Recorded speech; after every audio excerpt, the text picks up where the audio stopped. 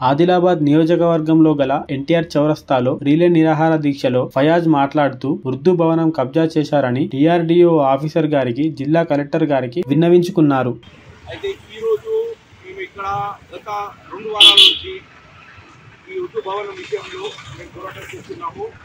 ఇంకా అదేవిధంగా hunger strike నిన్న డిశ్చార్జ్ చేసినాము. ఇలా 2వ రోజు ఇవాళ మాకు సానుభూతిగా మాకు సపోర్ట్ చేయడానికి అక్క చెల్లెలు మా తోడుగా ఉన్నారు. ఇవాళ అయితే మా న్యాయ పోరాటం ఏమున్నదంటే గత 10 సంవత్సరాల నుంచి ఎప్పుడైతే ఈ రాష్ట్రంలో టీఆర్ఎస్ గవర్నమెంట్ ఉంటే అప్పటి నుంచి 2014 నుంచి ఇప్పుడు దాకా వాళ్ళు ఈ ఉర్దూ భవన్ మీద కబ్జా చేసి ఉన్నారు. సంవత్సరానికి 15 లక్షల నుంచి 17 లక్షల దాకా దీనికి ఆదాయం ఉన్నది. కానీ ఆ ఆదాయం కూడా చూపించట్లేదు, ఆ లెక్కలు కూడా చూపించట్లేదు. ఎన్నోసార్లు ఎన్నో సందర్భాల్లో మేము ఎమ్మెల్యే గారిని అదేవిధంగా కలెక్టర్ గారిని అదేవిధంగా ఎస్పీ గారిని మేము కోరినాము. వాళ్ళని పిలిపించి లెక్కలు చూపించండి సార్, అది డెవలప్మెంట్ కోసం పనికి వస్తుందని. ప్రతి ఏడాది ఏమైందంటే ఒక 50 నుంచి 70 పెళ్లిళ్ళు ఈ ఫంక్షన్ హాల్లో జరిగేది. ఒక ఫంక్షన్కి 2500 చొప్పున గీకి ఛార్జీలు చాలా తక్కువలో పుస్తకానికి ఆదిలాబాద్లో తక్కువ ఛార్జీలు అంటే ఇదే ఉండే. పేద పిల్లలకి జరిగే పెళ్ళిళ్ళు కానివ్వండి, ఇంకా వేరే ఏదైనా సందర్భాలు ఉండే, అది చాలా తక్కువ పైసలు వాళ్ళకి లాభం ఉండే. కానీ అది కూడా ఇక్కడ నుంచి మొత్తానికి తీసేశారు. కవి సమ్మేళనం పేరుకి అయితే ముసారాని అంటారు, అది కూడా తీసేశారు. గతంలో ఇక్కడ ఉర్దూ క్లాసెస్ ఉండేది, అది కూడా తీసేశారు.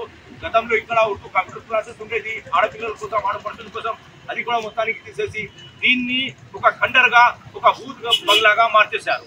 అయితే ఇప్పుడు ప్రస్తుతానికి ఏమైతుంది, లాస్ట్ 3 సంవత్సరాల నుంచి అయితే దీని పరిస్థితి ఇంత ఘోరంగా ఉన్నదంటే ఇక్కడ పక్కనే వైన్స్ ఉండేది, మణికంఠ వైన్స్ ఉన్నది పక్కనే ఒక 10 అడుగులో. అక్కడ నుంచి సారా తెచ్చి ఇక్కడ లోపల కూర్చొని తాగుతున్నారు, సారా తాగుతున్నారు. ఇంకో ఎన్నో విషయాలు ఉన్నాయి. మా అక్క చెల్లెలను మేము చెప్పలేక పరిస్థితులు ఉన్నాము. కానీ చాలా అతి ఘోరంగా దీన్ని చేసి పెట్టేశారు.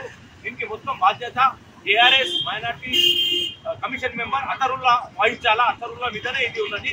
అతరుల్లా మరియు దాని ప్రకారమే ఒక పత్రికుడు ఉన్నాడు షాహిద్ అహ్మద్ తబక్కలని, ఆయన ఈ ఇద్దరు కలిసి దీనికి బాధ్యతలు ఉన్నారు. ఇప్పుడు మా ముస్లిం కమ్యూనిటీ డిమాండ్ ఏమున్నదంటే వీళ్ళిద్దరూ మా కమ్యూనిటీలో రావాలా, ఏదైనా పెద్ద మసీదులో రావాలా, మా ముస్లిం ఆర్గనైజేషన్ ముందు రావాలా, వచ్చి లెక్కలు చెల్లించాలా. లెక్కలు చెల్లించిన తర్వాత దీని బాధ్యత మర్యాద పూర్వకంగా వేరే ఎవరికైనా మంచిని అప్పగించాలని మా న్యాయమైన పోరాటం.